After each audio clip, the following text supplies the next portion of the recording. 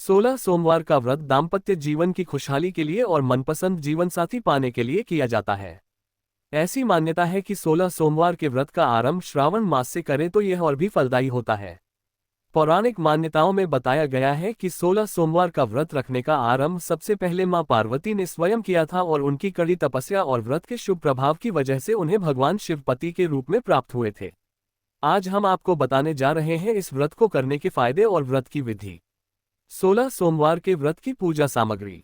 शिवजी की मूर्ति, भांग, बेलपत्र, जल, धूप, दीप, गंगाजल, धतूरा, इत्र, सफेद चंदन, रोली, अष्टगंध, सफेद वस्त्र, नैवेद्य जिसे आधा सेर गेहूं के आटे को घी में भूनकर गुड़ मिलाकर बना लें। 16 सोमवार व्रत करने का संकल्प। किसी भी पूजा या व्रत को आरंभ करने के लिए सर्वप्रथम संकल्प करना चाहिए। व्रत के पहले दिन संकल्प किया जाता है। उसके बाद आप नियमित पूजा और व्रत करें। सबसे पहले हाथ में जल, अक्षत, पान का पत्ता, सुपारी और कुछ सिक्के लेकर संकल्प करें। सभी वस्तुएं भगवान शिव की मूर्ति के आगे समर्पित कर दें। ऐसे करें 16 सोमवार के व्रत की पूजा। हाथ में अक्षत तथा फूल लेकर दोनों हाथ जोड़ लें और भगवान शिव का आह्वान करें। हाथ में लिए हुए फूल और अक्षत शिव भगवान को समर्पित करें। सबसे पहले भगवान शिव पर जल चढ़ाएं। जल के बाद सफेद वस्त्र अर्पित करें। सफेद चंदन से भगवान को तिलक लगाएं एवं तिलक पर अक्षत लगाएं। सफेद पुष्प, धतूरा, बेलपत्र, भांग एवं पुष्पमाला अर्पित करें। अष्टगंध, धूप अर्पित कर दीप दिखाएं। भगवान को भोग के रूप में ऋतुफल या बेल और नैवेद्य अर्पित करें। 16 सोमवार व्रत कथा विस्तार से। एक बार शिवजी और माता पार्वती मृत्यु लोक पर घूम रहे थे। घूमते घूमते वो विदर्भ देश के अमरावती नामक नगर में आए। उस नगर में एक सुंदर शिव मंदिर था, इसलिए महादेव जी पार्वती जी के साथ वहां रहने लग गए। एक दिन बातों बातों में पार्वती जी ने शिवजी को चौसा खेलने को कहा। शिवजी राजी हो गए और चौसा खेलने लग गए। उसी समय मंदिर का पुजारी दैनिक आरती के लिए आया। पार्वती ने पुजारी से पूछा, बताओ हम दोनों में चौसा में कौन जीतेगा। वो पुजारी भगवान शिव का भक्त था और उसके मुंह से तुरंत निकल पड़ा, महादेव जी जीतेंगे।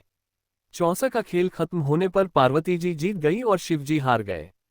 पार्वती जी ने क्रोधित होकर उस पुजारी को शाप देना चाहा, तभी शिवजी ने उन्हें रोक दिया और कहा कि ये तो भाग्य का खेल है, उसकी कोई गलती नहीं है। फिर भी माता पार्वती ने उस कोढ़ी होने का शाप दे दिया और उसे कोढ़ हो गया। काफी समय तक वो कोढ़ से पीड़ित रहा। एक दिन एक अप्सरा उस मंदिर में शिवजी की आराधना के लिए आए और उसने उस पुजारी के कोढ़ को देखा। अप्सरा ने उस पुजारी को कोढ़ का कारण पूछा तो उसने सारी घटना उसे सुना दी। अप्सरा ने उस पुजारी को कहा, तुम्हें इस कोढ़ से मुक्ति पाने के लिए 16 सोमवार व्रत करना चाहिए। उस पुजारी ने व्रत करने की विधि पूछी। अप्सरा ने बताया, सोमवार के दिन नहा धोकर साफ कपड़े पहन लेना और आधा किलो आटे से पंजीरी बना देना। उस पंजीरी के 3 भाग करना। प्रदोष काल में भगवान शिव की आराधना करना। इस पंजीरी के 1/3 हिस्से को आरती में आने वाले लोगों को प्रसाद के रूप में देना। इस तरह 16 सोमवार तक यही विधि अपनाना। 17वें सोमवार को 1/4 गेहूं के आटे से चूरमा बना देना और शिव जी को अर्पित कर लोगों में बांट देना। इससे तुम्हारा कोढ़ दूर हो जाएगा। इस तरह 16 सोमवार व्रत करने से उसका कोढ़ दूर हो गया और वो खुशी खुशी रहने लगा। एक दिन शिवजी और पार्वती जी दोबारा उस मंदिर में लौटे और उस पुजारी को एकदम स्वस्थ देखा। पार्वती जी ने उस पुजारी से स्वास्थ्य लाभ होने का राज पूछा। उस पुजारी ने कहा उसने 16 सोमवार व्रत किए जिससे उसका कोढ़ दूर हो गया। पार्वती जी इस व्रत के बारे में सुनकर बहुत प्रसन्न हुई।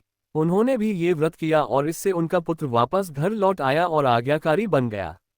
कार्तिकेय ने अपनी माता से उनके मानसिक परिवर्तन का कारण पूछा जिससे वो वापस घर लौट आए। पार्वती ने उन्हें इन सब के पीछे 16 सोमवार व्रत के बारे में बताया। कार्तिकेय ये सुनकर बहुत खुश हुए।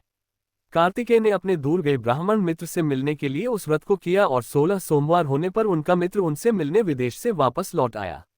उनके मित्र ने इस राज का कारण पूछा तो कार्तिकेय ने 16 सोमवार व्रत की महिमा बताई। ये सुनकर उस ब्राह्मण मित्र ने भी विवाह के लिए 16 सोमवार व्रत रखने के लिए विचार किया। एक दिन राजा अपनी पुत्री के विवाह की तैयारियां कर रहा था। कई राजकुमार राजा की पुत्री से विवाह करने के लिए आए। राजा ने एक शर्त रखी कि जिस भी व्यक्ति के गले में हथिनी वरमाला डालेगी उसके साथ ही उसकी पुत्री का विवाह होगा। वो ब्राह्मण भी वही था और भाग्य से उस हथिनी ने उस ब्राह्मण के गले में वरमाला डाल दी और शर्त के अनुसार राजा ने उस ब्राह्मण से अपनी पुत्री का विवाह करा दिया। एक दिन राजकुमारी ने ब्राह्मण से पूछा, आपने ऐसा क्या पुण्य किया जो हथिनी ने दूसरे सभी राजकुमारों को छोड़कर आपके गले में वरमाला डाली।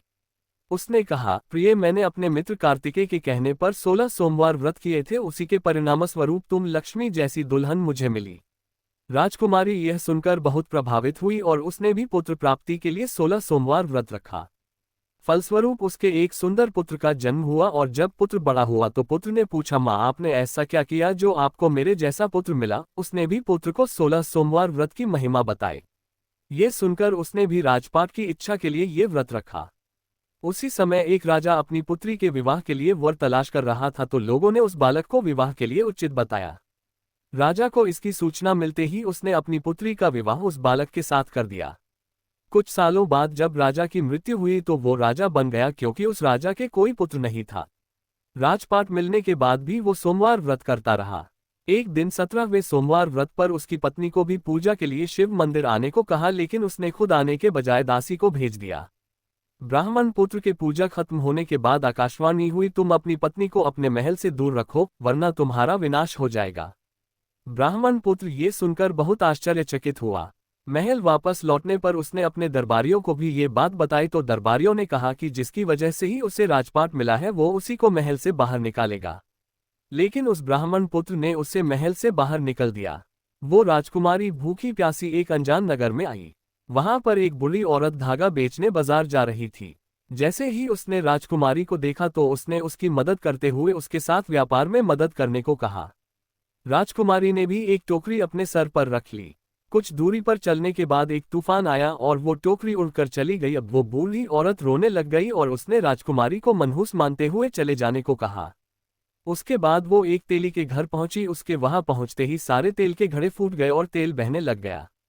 उस तेली ने भी उसे मनहूस मानकर उसको वहां से भगा दिया। उसके बाद वो एक सुंदर तालाब के पास पहुंची और जैसे ही पानी पीने लगी उस पानी में कीड़े चलने लगे और सारा पानी धुंधला हो गया। अपने दुर्भाग्य को कोसते हुए उसने गंदा पानी पी लिया और पेड़ के नीचे सो गई। जैसे ही वो पेड़ के नीचे सोई उस पेड़ की सारी पत्तियां झड़ गईं। अब वो जिस पेड़ के पास जाती उसकी पत्तियां गिर जाती थीं। ऐसा देखकर वहां के लोग मंदिर के पुजारी के पास गए। उस पुजारी ने उस राजकुमारी का दर्द समझते हुए उससे कहा, बेटी, तुम मेरे परिवार के साथ रहो, मैं तुम्हें अपनी बेटी की तरह रखूंगा, तुम्हें मेरे आश्रम में कोई तकलीफ नहीं होगी। इस तरह वह आश्रम में रहने लग गई। अब वो जो भी खाना बनाती या पानी लाती उसमें कीड़े पड़ जाते।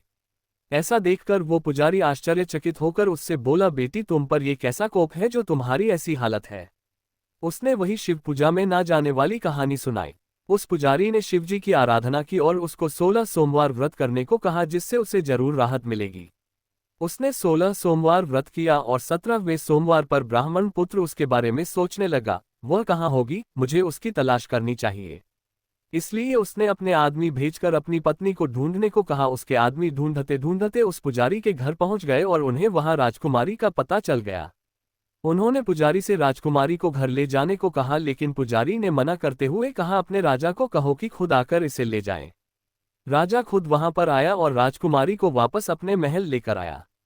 इस तरह जो भी यह 16 सोमवार व्रत करता है उसकी सभी मनोकामनाएं पूरी होती है। भक्तजनों, इस वीडियो को लोगों के साथ शेयर करें, क्योंकि भगवान भोलेनाथ की बात को शेयर करने से पुण्य मिलता है, और हमें सब्सक्राइब करें।